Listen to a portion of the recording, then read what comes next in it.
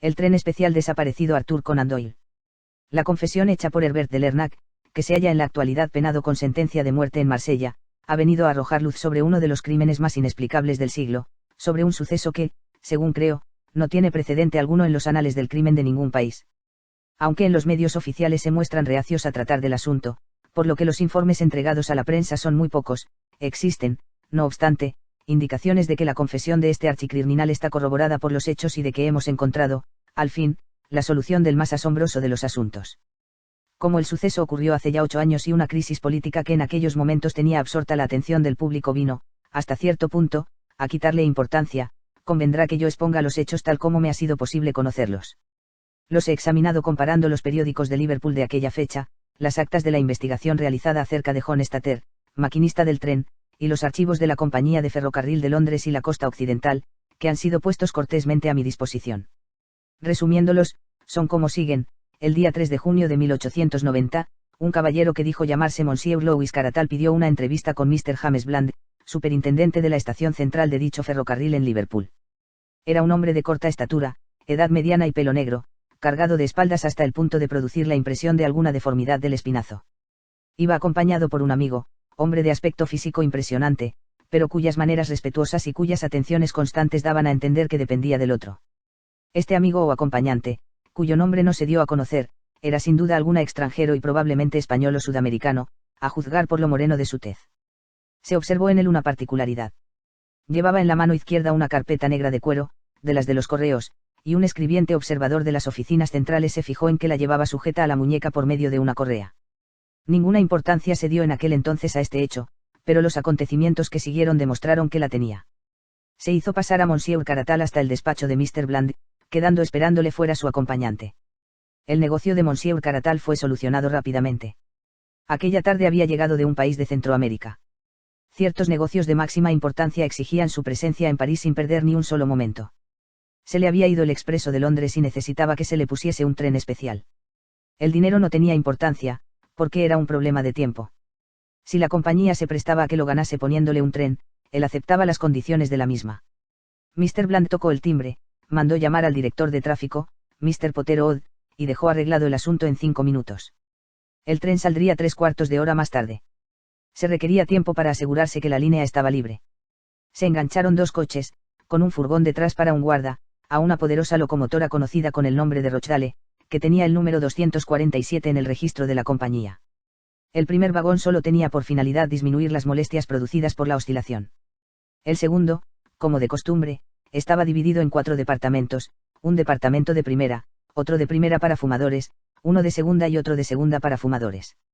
El primer departamento, el delantero, fue reservado a los viajeros. Los otros 3 quedaron vacíos. El jefe de tren fue James Person, que llevaba ya varios años al servicio de la compañía. El fogonero, William Smith, era nuevo en el oficio. Al salir del despacho del superintendente, Monsieur Caratal fue a reunirse con su acompañante y ambos dieron claras señales de la gran impaciencia que tenían por ponerse en marcha. Pagaron la suma que se les pidió, es decir, 50 libras y 5 chelines, 1, a la tarifa correspondiente para los trenes especiales de 5 chelines por milla, 2, y a continuación pidieron que se les condujese hasta el vagón, instalándose inmediatamente en el mismo, aunque se les aseguró que transcurriría cerca de 1 hora hasta que la vía estuviese libre.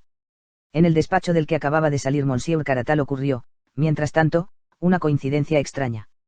El hecho de que en un rico centro comercial alguien solicite un tren especial no es cosa extraordinaria, pero que la misma tarde se soliciten 2 de esos trenes ya era cosa poco corriente. Eso fue, sin embargo, lo que ocurrió, apenas Mr. Bland hubo despachado el asunto del primer viajero, cuando se presentó en su despacho otro con la misma pretensión.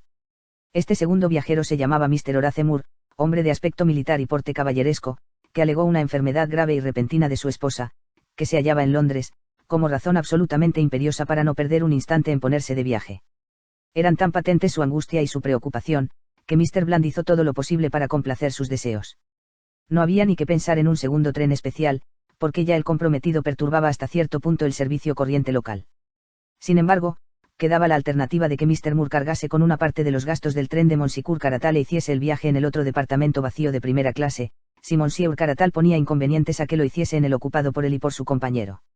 No parecía fácil que pusiese objeción alguna a ese arreglo, sin embargo, cuando Mr. Potter Odd le hizo esta sugerencia, se negó en redondo a tomarla ni siquiera en consideración.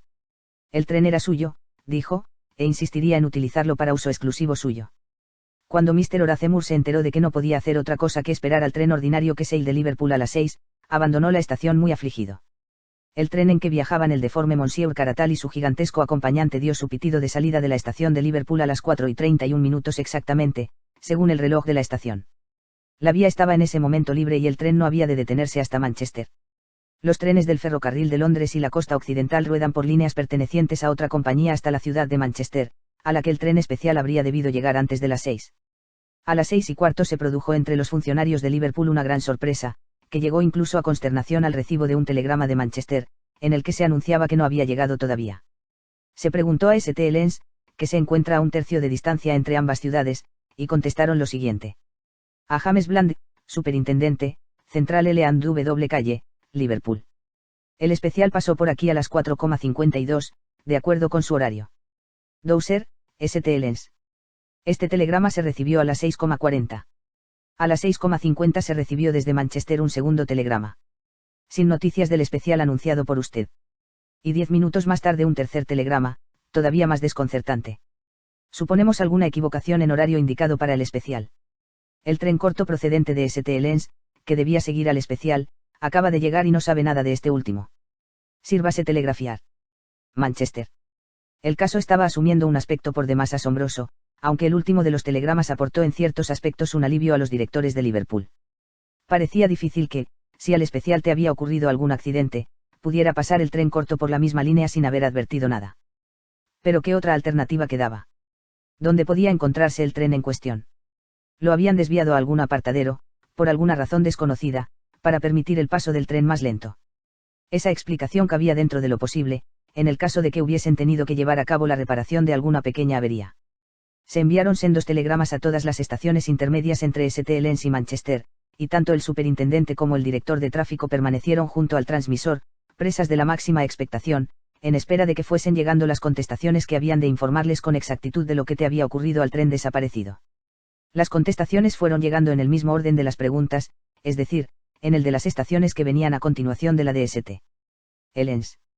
Especial pasó por aquí a las 5. Collins Green. Especial pasó por aquí 5:5. Earleston. Especial pasó por aquí 5:15. Newton. Especial pasó por aquí 5:20. Kenyon Empalme. Ningún especial pasó por aquí. Barton Moss. Los dos funcionarios se miraron atónitos. No me ha ocurrido cosa igual en mis 30 años de servicio, dijo Mr. Bland. Es algo absolutamente sin precedentes e inexplicable, señor. Algo le ha ocurrido al especial entre Kenyon Empalme y Barton Moss. Sin embargo, si la memoria no me falla, no existe apartadero entre ambas estaciones. El especial se ha fugado de los raíles. Pero ¿cómo es posible que el tren ordinario de las 4:50 haya pasado por la misma línea sin verlo? No queda otra alternativa, Mr. Odd. Tiene por fuerza que haber descarrilado. Quizá el tren corto haya observado algo que arroje alguna luz en el problema. Telegrafiaremos a Manchester pidiendo mayores informes, y a Kenyon Empalme le daremos instrucciones de que salgan inmediatamente a revisar la vía hasta Barton Moss. La respuesta de Manchester no se hizo esperar. Sin noticias del especial desaparecido. Maquinista y jefe del tren corto afirman de manera terminante que ningún descarrilamiento ha ocurrido entre Kenyon Empalme y Barton Moss. La vía, completamente libre, sin ningún detalle fuera de lo corriente. Manchester. Habrá que despedir a ese maquinista y a ese jefe de tren, dijo, ceñudo, Mr. Bland. Ha ocurrido un descarrilamiento y ni siquiera se han fijado. No cabe duda de que el especial se salió de los raíles sin estropear la vía, aunque eso es superior a mis entendederas. Pero no tiene más remedio que haber ocurrido así y ya verá usted cómo no tardamos en recibir telegrama de Kenyon o de Barton Moss anunciándonos que han encontrado al especial en el fondo de un barranco. Pero la profecía de Mr. Bland no estaba llamada a cumplirse. Transcurrió media hora y llegó, por fin, el siguiente mensaje enviado por el jefe de estación de Kenyon Empalme. Sin ningún rastro del especial desaparecido. Con seguridad absoluta que pasó por aquí y que no llegó a Barton Moss. Desenganchamos máquina de tren mercancías y yo mismo he recorrido la línea, que está completamente libre, sin señal alguna de que haya ocurrido accidente. Mr. Bland se tiró de los cabellos, lleno de perplejidad, y exclamó. Esto raya con la locura, Odd. Es que puede en Inglaterra esfumarse un tren en el aire a plena luz del día. Esto es absurdo. Locomotora, tender, 3, 2 coches, un furgón, 5 personas. Y todo desaparecido en la vía despejada de un ferrocarril. Si no recibimos alguna noticia concreta, iré yo personalmente a recorrer la línea dentro de una hora, en compañía del inspector Collins. Al fin ocurrió algo concreto, que tomó la forma de otro telegrama procedente de Kenyon Empalme. Lamento informar que cadáver de John Slater, maquinista tren especial, acaba de ser encontrado entre Matorral Aliagas, 4, a 2 millas y cuarto de este empalme. Cayó de locomotora, rodó barranco abajo y fue a parar entre arbustos. Parece muerte debida a heridas en la cabeza que produjóse al caer. Examinado cuidadosamente terreno alrededores, sin encontrar rastro de tren desaparecido. He dicho ya que el país se encontraba en el hervor de una crisis política, contribuyendo todavía más a desviar la atención del público las noticias sobre sucesos importantes y sensacionales que ocurrían en París, donde un escándalo colosal amenazaba con derribar al gobierno y desacreditar a muchos de los dirigentes de Francia. Esta clase de noticias llenaban las páginas de los periódicos y la extraña desaparición del tren despertó una atención mucho menor que la que se le habría dedicado en momentos de mayor tranquilidad. Además, el suceso presentaba un aspecto grotesco, que contribuyó a quitarle importancia. Los periódicos desconfiaban de la realidad de los hechos tal como venían relatados. Más de uno de los diarios londinenses trató el asunto de ingeniosa noticia falsa, hasta que la investigación del juez acerca de la muerte del desdichado maquinista, investigación que no descubrió nada importante, convenció a todos de que era un incidente trágico. Mr. Bland, acompañado del inspector Collins, decano de los detectives al servicio de la compañía, marchó aquella misma tarde a Kenyon Empalme. Dedicaron todo el siguiente día a investigaciones que obtuvieron solo un resultado totalmente negativo. No solo no existía rastro del tren desaparecido, sino que resultaba imposible formular una hipótesis que pudiera explicar lo ocurrido. Por otro lado, el informe oficial del inspector Collins, que tengo ante mis ojos en el momento de escribir estas líneas, sirvió para demostrar que las posibilidades eran mucho más numerosas de lo que habría podido esperarse. Decía el informe. En el trecho de vía comprendido entre estas dos estaciones, la región está llena de fundiciones de hierro y de explotaciones de carbón. Algunas de estas se hallan en funcionamiento, pero otras han sido abandonadas. No menos de una docena cuentan con líneas de vía estrecha, por las que circulan vagonetas hasta la línea principal. Desde luego, hay que descartarías. Sin embargo, existen otras 7 que disponen, o que han dispuesto, de líneas propias que llegan hasta la principal y enlazan con esta, lo que les permite transportar los productos desde la bocamina hasta los grandes centros de distribución. Todas esas líneas tienen solo algunas millas de longitud. De las 7, 4 pertenecen a explotaciones carboníferas abandonadas o, por lo menos, a pozos de mina que ya no se explotan. Son las de Redgaudet, Ero, Slough of Despond y Hartscase, mina esta última que era hace 10 años una de las más importantes del Lancashire. Es posible también eliminar de nuestra investigación estas 4 líneas, puesto que sus vías han sido levantadas en el trecho inmediato a la vía principal, para evitar accidentes, de modo que en realidad no tienen ya conexión con ella. Quedan otras 3 líneas laterales, que son las que conducen a los siguientes lugares. A. A las fundiciones de Carnstock. B. A la explotación carbonífera de Big Ben. C. A la explotación carbonífera de Perseverance. La de Big Ben es una vía que no tiene más de un cuarto de milla de trayecto y que muere en un gran depósito de carbón que espera ser retirado de la bocamina. Allí nadie había visto ni oído hablar de ningún tren especial. La línea de las fundiciones de hierro de Comstock estuvo, durante el día 3 de junio, bloqueada por 16 vagones cargados de hematites, 5. Se trata de una vía única y nada pudo pasar por ella. En cuanto a la línea de la Perseverance, se trata de una doble vía por la que tiene lugar un tráfico importante, debido a que la producción de la mina es muy grande. Ese tráfico se llevó a cabo durante el día 3 de junio como de costumbre, centenares de hombres, entre los que hay que incluir una cuadrilla de peones del ferrocarril, trabajaron a lo largo de las 2 millas y cuarto del trayecto de esa línea y es inconcebible que un tren inesperado haya podido pasar por ella sin llamar la atención de todos. Para terminar, se puede hacer constar el detalle de que esta vía ramificada se encuentra más próxima a St. Helens que el lugar en que fue hallado el cadáver del maquinista, por lo que existen toda clase de razones para creer que el tren había dejado atrás ese lugar antes que le ocurriese ningún accidente. Por lo que se refiere a John Slater, ninguna pista se puede sacar del aspecto ni de las heridas que presenta su cadáver. Lo único que podemos afirmar, con los datos que poseemos, es que halló la muerte al caer de su máquina, aunque no nos creemos autorizados para emitir una opinión acerca del motivo de su caída ni de lo que le ocurrió a su máquina con posterioridad. En conclusión, el inspector presentaba la dimisión de su cargo, pues se encontraba muy irritado por la acusación de incompetencia que se le hacía en los periódicos londinenses. Transcurrió un mes, durante el cual tanto la policía como la compañía ferroviaria prosiguieron en sus investigaciones sin el más pequeño éxito. Se ofreció una recompensa y se prometió el perdón en caso de no tratarse de un crimen, pero nadie aspiró a una cosa ni a otra. Los lectores de los periódicos abrían estos diariamente con la seguridad de que estaría por fin aclarado aquel enigma tan grotesco, pero fueron pasando las semanas y la solución seguía tan lejana como siempre. En la zona más poblada de Inglaterra, en pleno día y en una tarde del mes de junio había desaparecido con sus ocupantes un tren, lo mismo que si algún mago poseedor de una química sutil lo hubiese volatilizado y convertido en gas.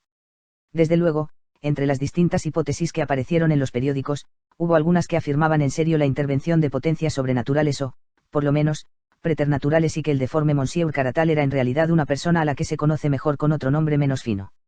Otros atribuían el maleficio a su moreno acompañante, aunque nadie era capaz de formular en frases claras de qué recurso se había valido. Entre las muchas sugerencias publicadas por distintos periódicos o por individuos particulares, hubo una o dos que ofrecían la suficiente posibilidad para atraer la atención de los lectores. Una de ellas, la aparecida en The Times, con la firma de un aficionado a la lógica que por aquel entonces gozaba de cierta fama, abordaba el problema de una manera analítica y semicientífica. Será suficiente dar aquí un extracto, pero los curiosos pueden leer la carta entera en el número correspondiente al día 3 de julio.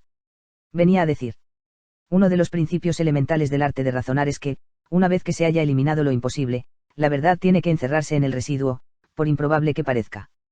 Es cierto que el tren salió de Kenyon en Palme. Es cierto que no llegó a Barton Moss. Es sumamente improbable, pero cabe dentro de lo posible, que el tren haya sido desviado por una de las 7 vías laterales existentes. Es evidentemente imposible que un tren circule por un trecho de vías sin raíles, por consiguiente, podemos reducir los casos improbables a las 3 vías en actividad, es decir, la de las fundiciones de hierro Comstock, la de Big Ben y la de Perseverance. ¿Existe alguna sociedad secreta de mineros de carbón, alguna camorra inglesa, capaz de destruir el tren y a sus viajeros? Es improbable, pero no imposible. Confieso que soy incapaz de apuntar ninguna otra solución. Yo aconsejaría, desde luego, a la compañía que concentrase todas sus energías en estudiar esas 3 líneas y a los trabajadores del lugar en que éstas terminan. Quizá el examen de las casas de préstamos del distrito sacase a la luz algunos hechos significativos. Tal sugerencia despertó considerable interés por proceder de una reconocida autoridad en esa clase de asuntos y levantó también una furiosa oposición de los que la calificaban de libelo absurdo en perjuicio de una categoría de hombres honrados y dignos. La única respuesta que se dio a estas censuras fue un reto a quienes las formulaban para que expusiesen ellos públicamente otra hipótesis más verosímil. Esto provocó efectivamente otras 2, que aparecieron en los números del Times correspondientes a los días 7 y 9 de julio. Apuntaba la primera de ellas la idea de que quizá el tren hubiese descarrilado y se hubiese hundido en el canal de Lancashire y Staffordshire, que corre paralelo al ferrocarril en un trecho de algunos centenares de yardas. Esta sugerencia quedó desacreditada al publicarse la profundidad que tiene el canal, que no podía, ni mucho menos, ocultar un objeto de semejante volumen. El segundo corresponsal llamaba la atención sobre la cartera que constituía el único equipaje que los viajeros llevaban consigo, apuntando la idea de la posibilidad de que llevasen oculto en su interior algún nuevo explosivo de una fuerza inmensa y pulverizadora.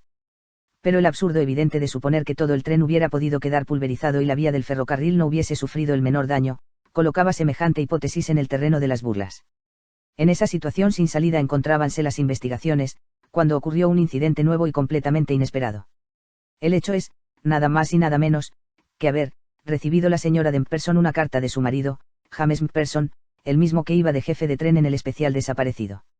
La carta, con la fecha de 5 de julio de 1890, había sido puesta en el correo de Nueva York y llegó a destino el 14 del mismo mes. Expresáronse dudas acerca de su autenticidad, pero la señora Mpperson afirmó terminantemente la de la letra. Además, el venir con ella la cantidad de $100 en billetes de $5 bastaba para descartar la idea de que no se tratase de una añagaza. El remitente no daba dirección alguna y la carta era como sigue: mi querida esposa, lo he meditado muchísimo y